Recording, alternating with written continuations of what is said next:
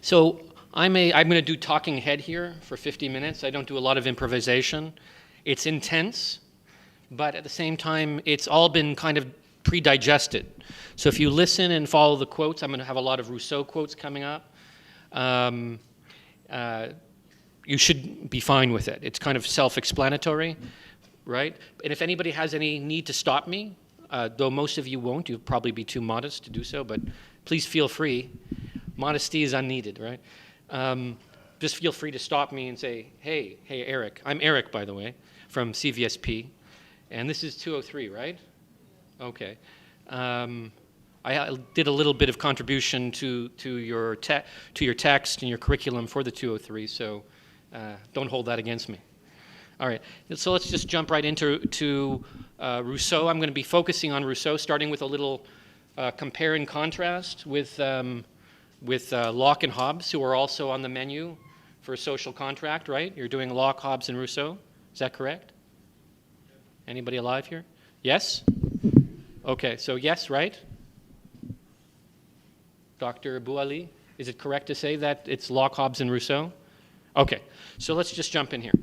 The modern social contract edition in many ways starts with Thomas Hobbes in the late 17th century. Its purpose was to conceive of the relationship between states and citizens as a kind of agreement, a contract, and the terms that would create a legitimate foundation for political authority, one that people ought to obey. While Hobbes's notion of the state and its imbalanced empowerment of state over citizen may seem difficult for us to accept today in our with our liberal values, for some of us at least, his logic nevertheless embarrasses our complaints, puts them to shame by its abundance in our present world. That is, variations of authoritarianism are in many ways today the norm, right? Hobbes, in many ways, it looked like Locke was successful with America, etc., but in many ways, actually, Hobbes is a more potent influence in the world we live in, politically.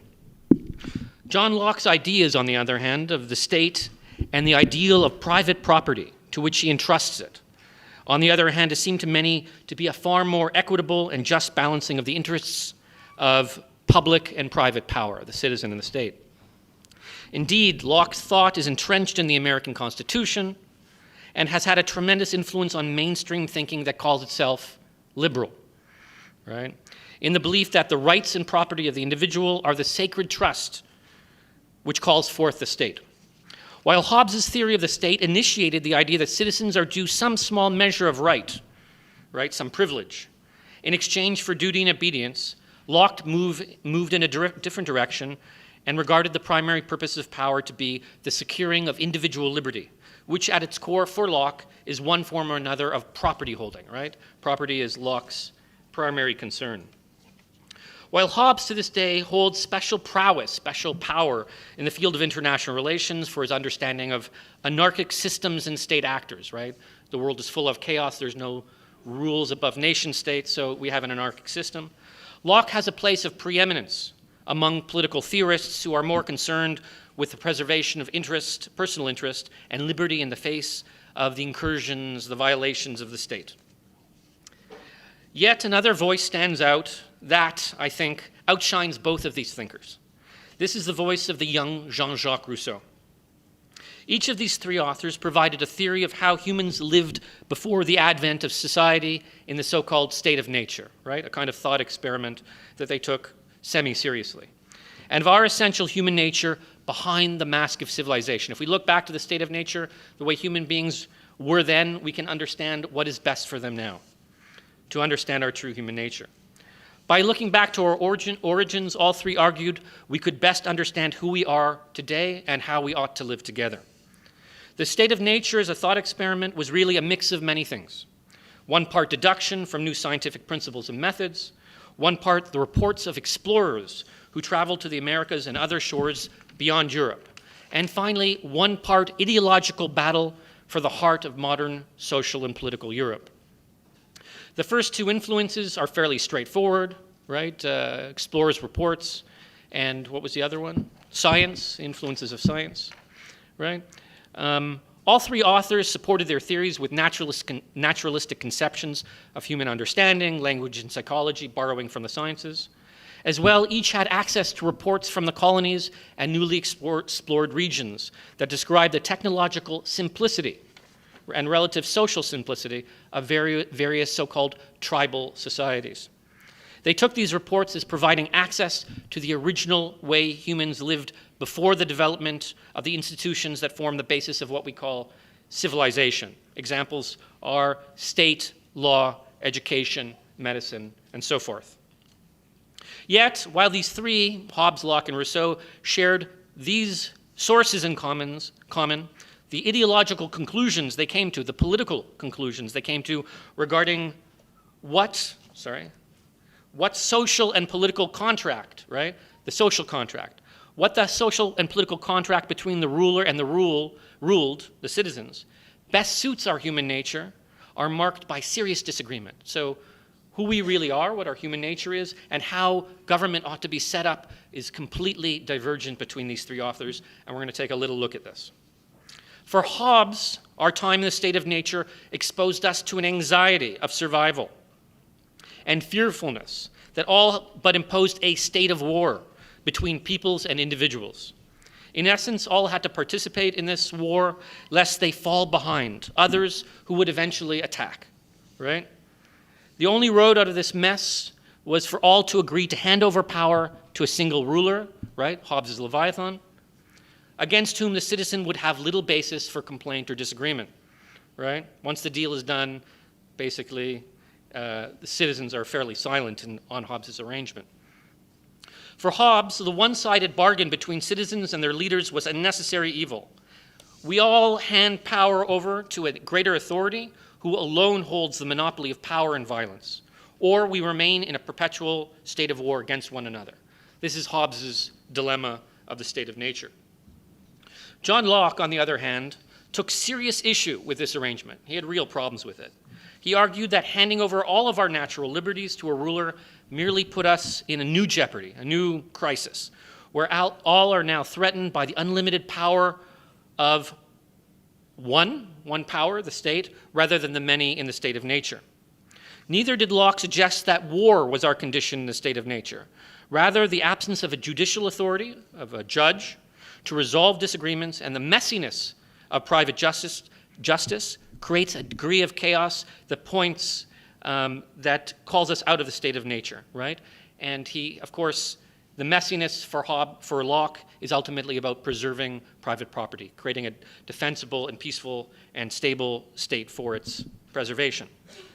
For Locke, all roads led to the sacred right of property, and the democratic rights-based political arrangement he set up to resolve the problems of the state of nature takes this as its central concern.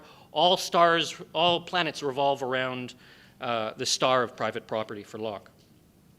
The golden rule of the social contract for Locke might be said to be, right, this is my take on it, respect all others' property as you would wish them to respect yours. This is his golden rule, right? This is not what he wrote, but my interpretation, and certainly how Rousseau sees Locke. As we will explore below, Rousseau took these authors to be falling into a terrible trap. Locke and Hobbes, he argued, smuggled their prejudices and values of the political and economic times that they lived in into their theories of our primitive origins and into our human nature.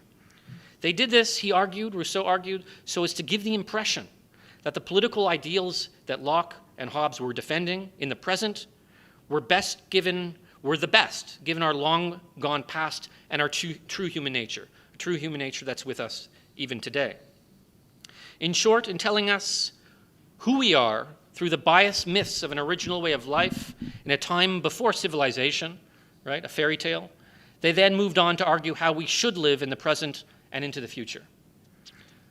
As we shall see, Rousseau's counter-story of our savage ancestors in an ancient prehistory, wandering the forest in solitude, is at times unbelievable itself. Yet his goal is less scientific than poetic, to break down the glorification of modern European self-understanding and to show how civilization and progress, which we take for granted, right, as the highest level of human development, is actually little more than a history of terror, injustice, and humiliation. Right, sounds a little bit like Edward Said. on Rousseau's account, his purpose is to expose the moral bankruptcy and misery behind the facade of European power and wealth that Hobbes and Locke endorsed.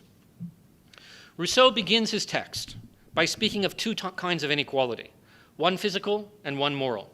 He understands moral inequality, right, as the enjoyment of privileges by some at the expense of others, whether these be in the form of honor, power, or wealth, right? They're handed to us by society, not by nature. In other words, moral inequality is unjustified inequality because there is nothing but an arbitrary basis in society for it, nothing natural about those forms of inequality. Those that enjoy special privileges do so because they have some degree of power or wealth. In other cases, such as having political influence or having access to basic necessities like education, food, shelter, or medicine on Rousseau's account may be very important. Seeing the degree to which these kinds of important inequalities were widespread and growing in Europe, Rousseau set out to retell the history of present-day inequality and to ask whether social contract theory in general in any way addresses the problem of inequality, right? Hobbes and Locke, Rousseau argue, make the principles of reason, ambition, justice, and property part and parcel of who we are, human nature, our psychology, right? But he thinks they assume too much in doing so. He wonders what led these philosophers to make these claims and whether we should trust Locke and Hobbes. His answer is short and blunt. Both of these thinkers, Locke and Hobbes, and others like them, speaking, quote, to quote Rousseau, speaking continually of need, avarice, unlimited desires, oppression, and pride, have transferred to the state of nature the ideas they acquired in modern society. They spoke about savage man, but it is actually civil, modern man that they depicted, right? Their versions of original human nature, Locke and Hobbes, are thus more a reflection of modern social interests and political, trying to justify their own greed and savagery for Rousseau. The British social contract theorists, Locke and Hobbes again, presented arguments which concealed their true interests and intents to justify class privilege, status, and modern market society, and to a certain extent, capitalism. Even their use of religion, despite its explicit moral claims, does no more for Rousseau than to command us to believe that since God himself drew men out of the state of nature, they are unequal because he wanted it to be so. It's okay, God wanted us to be unequal, right? That's how he sees Locke and Hobbes kind of relying on theology. Thus, for Rousseau, these views need to be rejected in order to understand the real roots of human nature as opposed to its perversions in the world we currently know and see around us, right? We need to think back to the beginning, beyond the philosophical and prejudices and assumptions of the modern world, and without assuming that God or nature made inequality as it is. There's nothing natural. We need to look beyond those arguments. This exploration after our first nature, Rousseau poetically dedicated as a hymn, a poem, a song, in praise of your first ancestors, the first humans. The criticism of your contemporaries, those who we find around us, and the dread, the fear we have of those who have the unhappiness, right, or the fear of those who have the unhappiness of coming after us. Right? Instead of progress, Rousseau sees all degeneration and regress, devolution, right? He's not very happy about the direction of modern society. In Rousseau, we can clearly see that our moral glory lives in the past, a remote past which he takes as a counterexample to the dystopia of modern injustice that we see around us. With this, Rousseau has introduced us to his purpose, plan, and presumptions. Clearly, he has some fairly drastic conclusions that people aren't just going to accept easily, so we really need to look through how he makes his argument and backs it up. Who were these original Rousseauian humans in the state of nature? Rousseau takes it that original humans in a state of nature were vulnerable in comparison to other animals, fairly weak, slower than weaker than most, and not as well equipped to survive. Yet at the same time, they adapted to their conditions and developed the necessary skills to survive. Life in the state of nature made the human constitution strong, and children were largely left to fend for themselves on this account. So families didn't really stick together. The family is a construct for Rousseau, right? Children were raised beyond breastfeeding and then left to go on their own in their own direction. Right?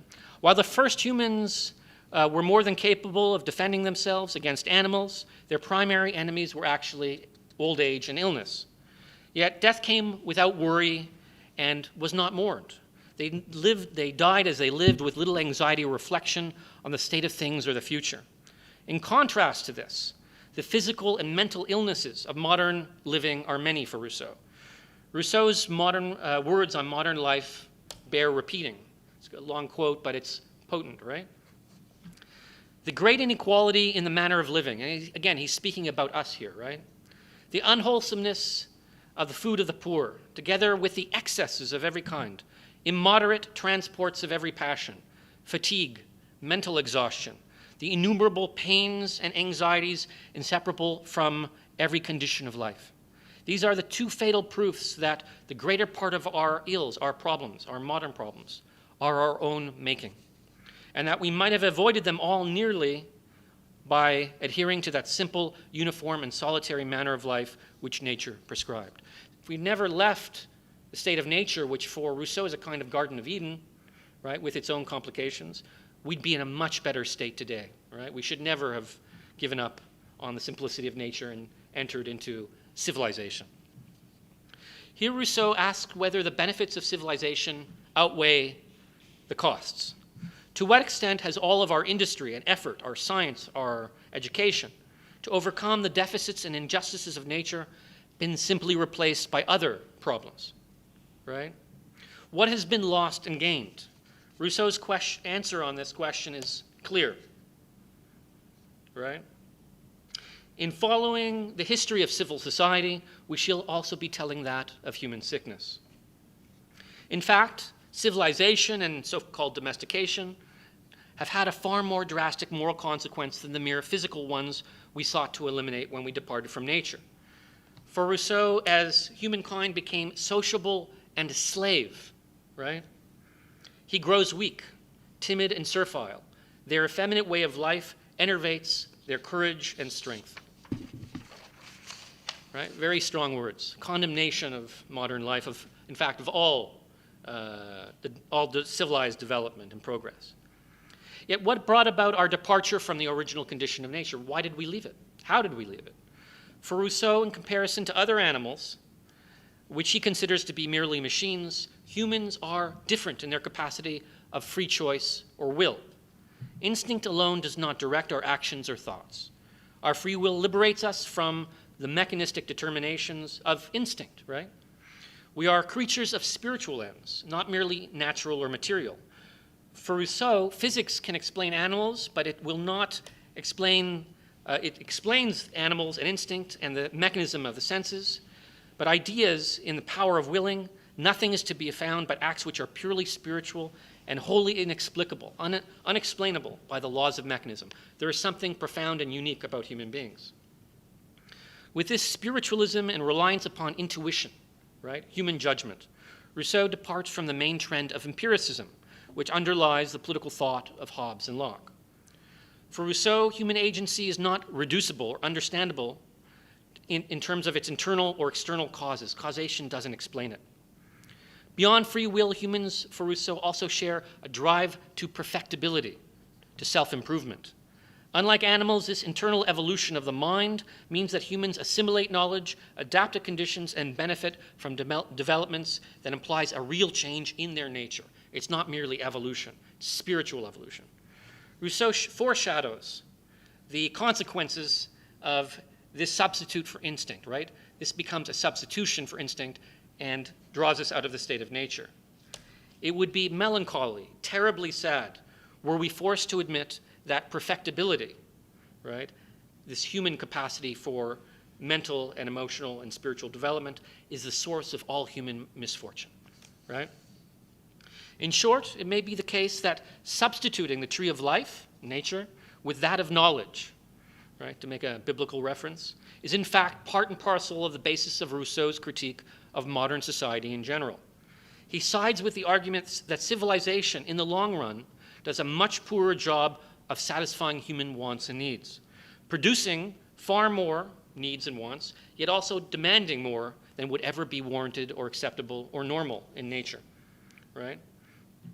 The troubles of modern life, as we shall see, have their roots in a crisis of the social and economic foundations of modernity that for Rousseau makes modern humans a tyrant both over himself and over nature, right? So this evolution of reason, of the mind, creates an economy that ultimately becomes the ultimate terror of us all and replaces nature as the ultimate tyrant, right?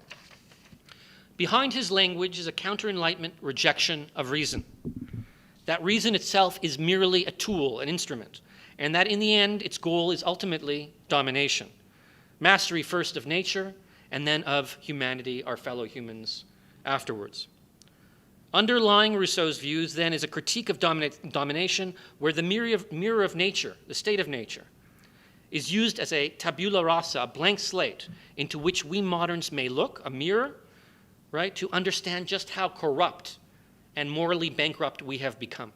This is what he sees in the mirror of the thought experiment of the state of nature, right? Okay. Rousseau's perfectibility and the will to progress seems to have pulled us away from the peace of nature and tragically into the jaws of the cruel and unjust civil state we now see around us, right? Just have to read the news to learn about that. We continue to assume it is progress, but it is actually a trap. We started with limited instincts compensated by our mental faculties, which develop slowly with the onset of experience. Rousseau declares, looking backwards, that original human nature had no reason or incentive to work out of the state of nature, our first home. While lacking knowledge of the despair and cruelty that would later come, right? That might have kept them in the state of nature if they knew how ugly things were going to get. Original humans also lacked any practical reasons, because they didn't have reason, to leave the state of nature. There was no reason for them to make what Hobbes and Locke call the rational and logical leap of faith from the state of nature into civil society.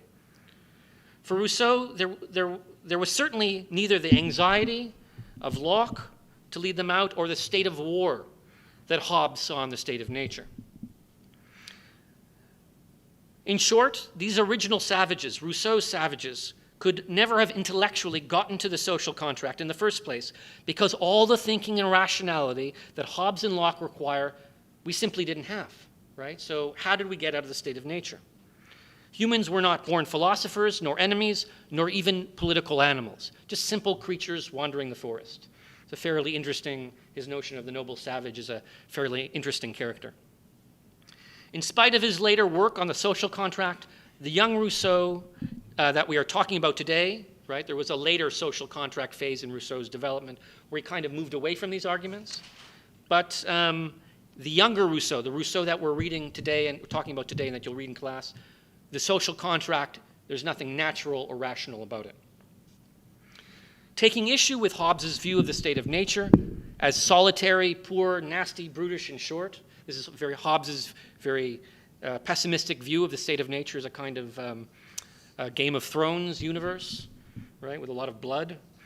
It is not humans nor their actions which make this the case. It's not anything about our human nature that would have created the state of nature as a brutal condition. In fact, for Rousseau, it's not a brutal condition. For Rousseau, it is the conditions of nature, scarcity, which made life difficult in the state of nature. As Rousseau makes the case, slothful human beings, right? Our original human beings were slothful, moved very slowly like the animal, the sloth, simply eating and drinking wherever they found it, right?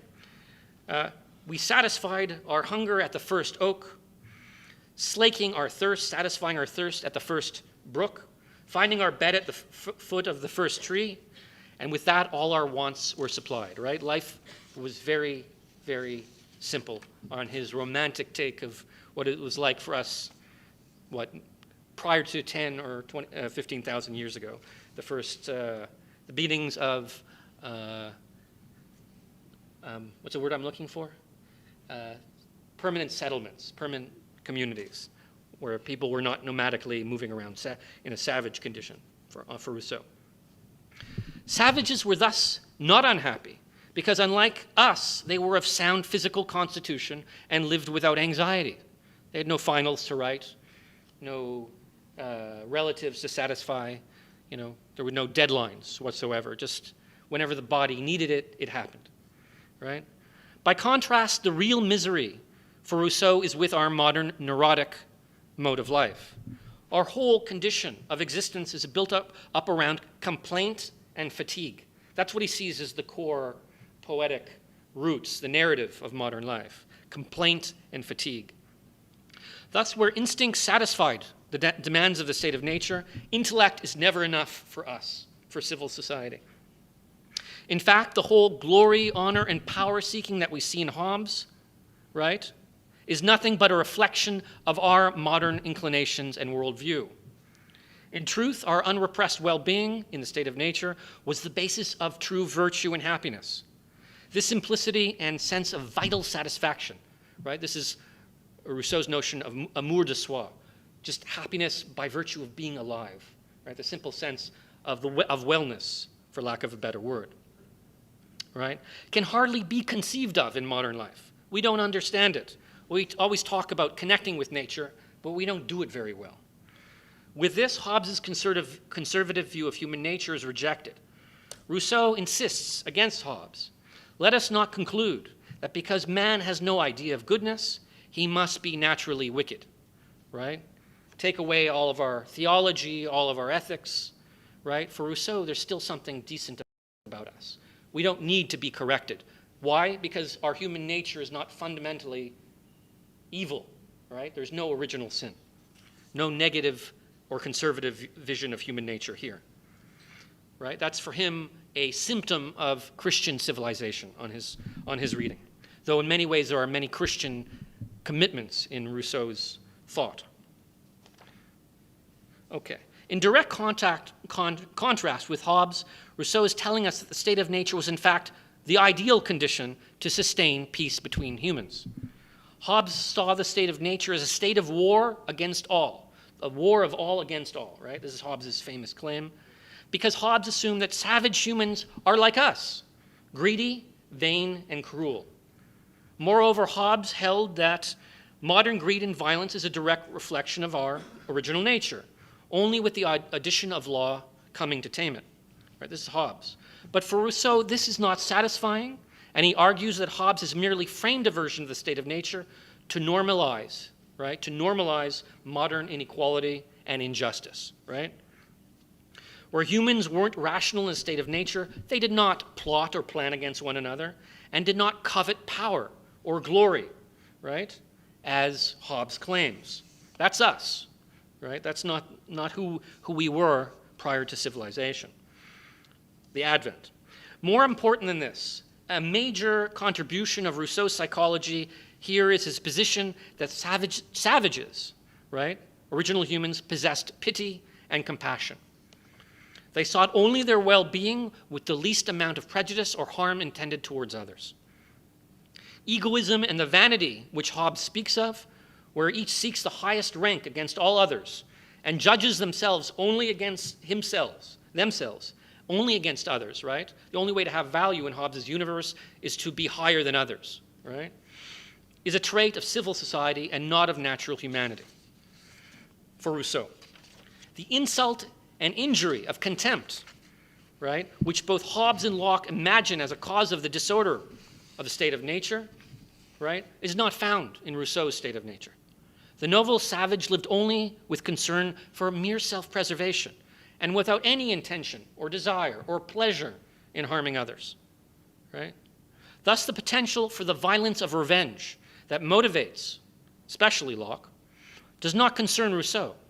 It is rather the vanity and glory-seeking of members of modern civil society and the hierarchies of class that create the condition of social and international warfare. It is the advancement of the arts and sciences and the faculty of reason which shuts off the inner voice of passion, compassion, and pity, right, towards a calculus of reason and greed for Rousseau, that this logic that we see in Locke and Hobbes declares, die, perish if you will, I am secure, right? Rousseau tells the famous story of the philosopher up in his tower while there's a fight breaks out in the square. And it's actually the proletariat, what he calls the fish sellers, that come out of compassion of their simplicity to break up the fight. The philosopher, in all of their reason, has no capacity to reach down into that fundamental compassionate nature and to see that a tragedy is unfolding. Let me say that again. The last modern remains of compassion live on in the suffering working classes for Rousseau, who, unrepressed by a surplus of reason or a surplus of education, still have access to moral conscience and passion.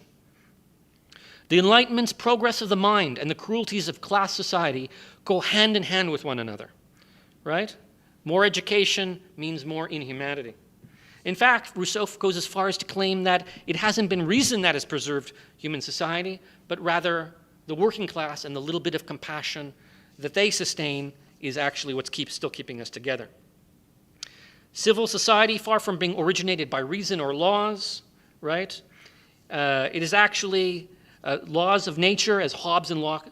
Civil society, far from being originated by reason or the laws of nature, as Hobbes and Locke suppose, was in fact the result of the first act of private property taking. With Rousseau, the first man who, having enclosed a piece of ground, saying, "This is mine," and found people simple enough to believe him, was the real founder of civil society. This is where it all starts for Rousseau, right? Somebody made a claim under God's open sky and said, "This piece of land is no longer everybody else's, it belongs to me and me alone." Kind of conspiracy. To arrive at this termination of the natural condition and the start of civil society, Rousseau elaborates a long development. The first inklings of civil society, civil life, start with small collectives based on mutual interest. The surplus of necessities which these affiliations provided created leisure time, right? They developed surpluses. This in turn led to a dependence upon conveniences and luxuries. Needs emerged and multiplied, which before were not ever even wants, and reliance on these conveniences against Francis Bacon, led humanity into its current condition. The first yoke, this is the harness on oxen with which they hold the plow and push the plow forward. The first yoke he inadvertently imposed on himself, and the first source of the evils he prepared for his descendants. This is the individuals and groups that started to create private property, set up the tragedy that would come afterwards. The division of labor in the civil state enriched some, but impoverished most. This inequality inherent in the market inevitably affected the lives of individuals who began to sink or rise with the tide of exchange and accumulation, right? Not merely social, the division of society into classes and rank had direct psychological implications for the individual. Misery, despair, and alienation became the norm. For those who sank low on the ladder of power and wealth, there is permanent contempt and rejection within society. Unable any longer to provide for themselves and completely dependent on the judgment of others, of the more powerful, a terrible economy of respect and status. This is what Rousseau calls amour propre, right? Respect, right? Needing to see ourselves through the eyes of others, right? This economy of respect emerged that served to destine some for greatness, but most to misery. Rousseau tells us that it now became the interest of men to appear what they really were not. To be and to seem became two totally different things, right?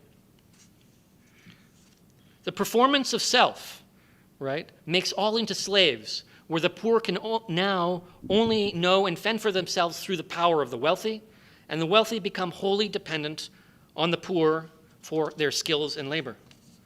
This tragic theater of mutual dependency and the unequal field upon which it was played leads to the modern condition where humans take each other as a means and never an end in themselves. And here we hear Kant. I don't know if you've done Kant's morality yet, but this makes it impossible. And in fact, we know that Kant had great respect for Rousseau. Okay.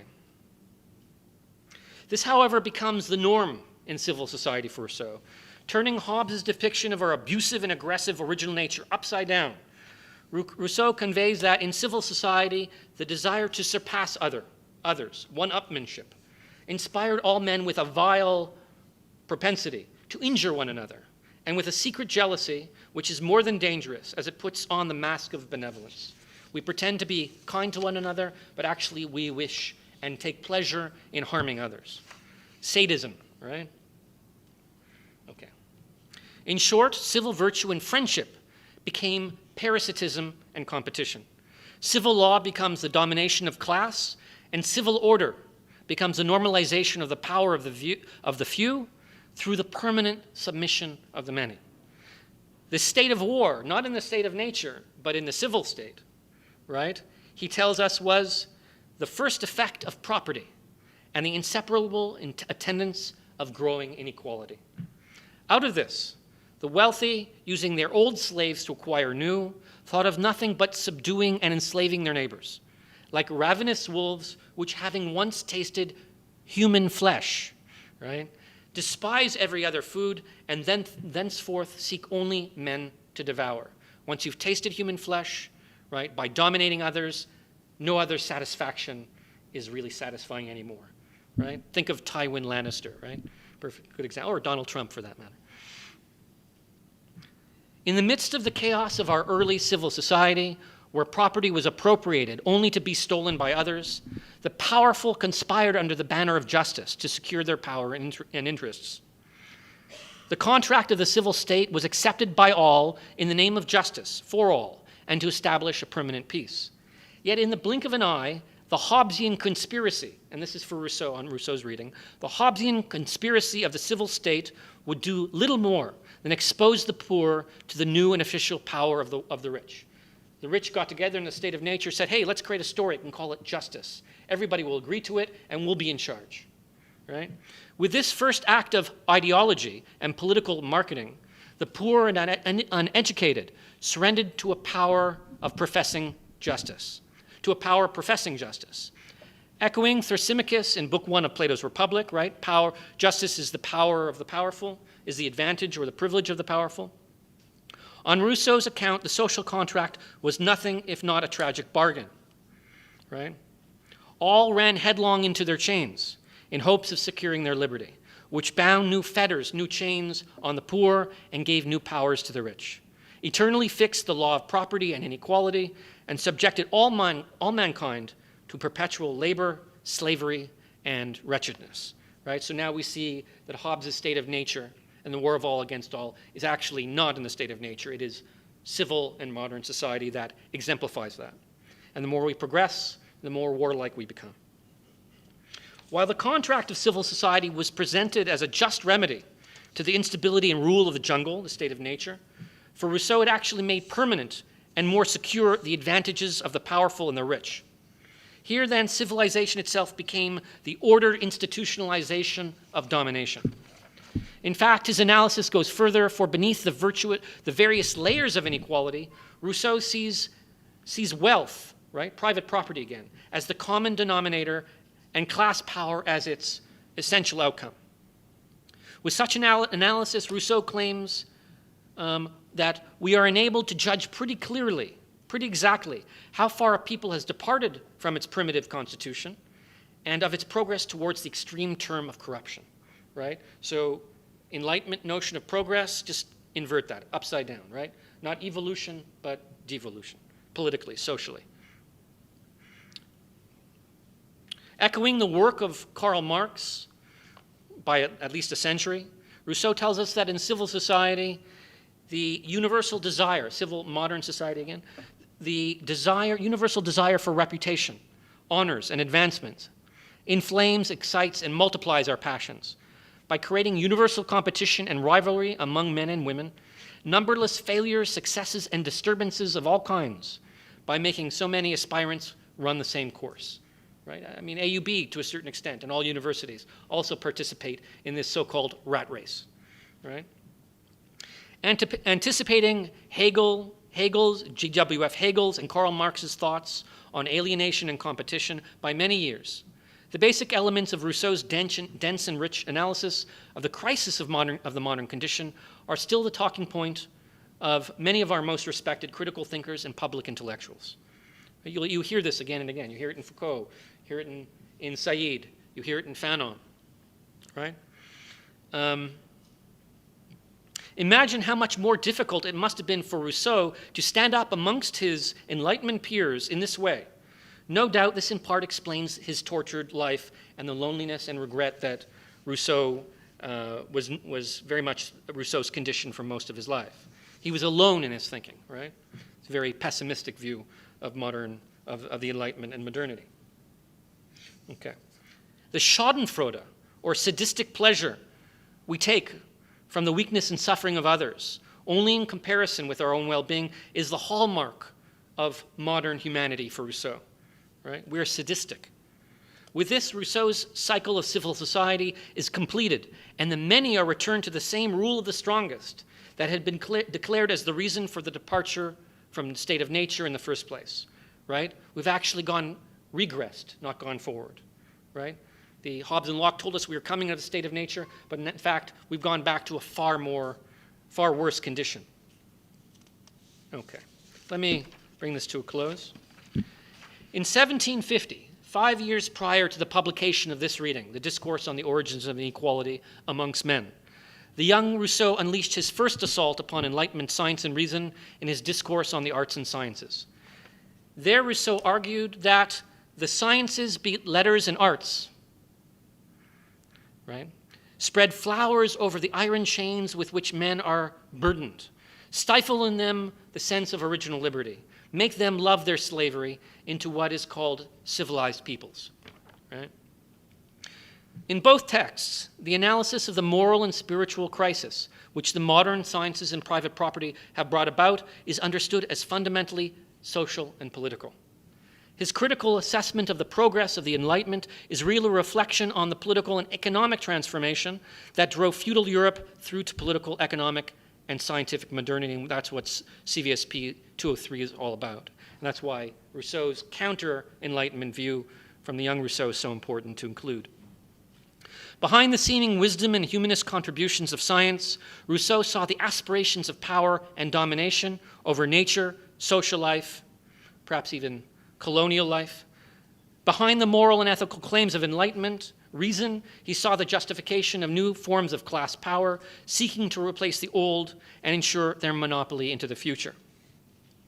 Yet while Rousseau's critical stance would influence a major revolution, the romantic movements in art and literature of the 19th century, and thinkers down to the present day, there is no doubt a variety of ways in which we can take issue with some of his claims, right? Rousseau gets a lot right, but some of his arguments are a little bit, right, way out there. To be sure, Rousseau's appeal to us is as much from the heart to the heart as it is to the head. And while we can agree with the broad strokes of his telling, his story of the development of the history of pre-social humans, right, noble savages, into civilized one bears at least one major rectification. It is unlikely that there were ever pre-social, non-linguistic human beings wandering around in the forest in solitude, right? His notion of hermits wandering the land and sleeping in trees with merely chance encounters with one another seems more than far-fetched, and is certainly not backed up by any anthropological or other research that we have. Despite these problems and the fact, or archaeological for that matter, despite these problems and the fact that such lonely nomadism, right, the noble savage, actually more likely represents Rousseau's life, his social and emotional life, than that of our early ancestors, it does not detract from the more important observation and truth or lesson that we can take from Rousseau. That is, the portrait of the modern soul which Rousseau paints for us against the backdrop of this fairy tale of the state of nature continues to strike home in devastating ways. When we tell this story, there's something true about it. There's something right about it.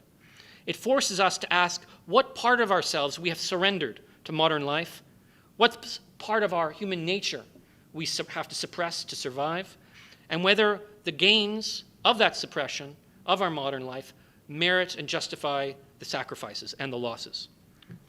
Many in the tradition of political philosophy has sought to diminish the stature of Rousseau's early works. Many Rousseau scholars say, Those are his immature works. Don't take them too seriously. Nonetheless, many are led back to his passionate outcry as a therapy, right?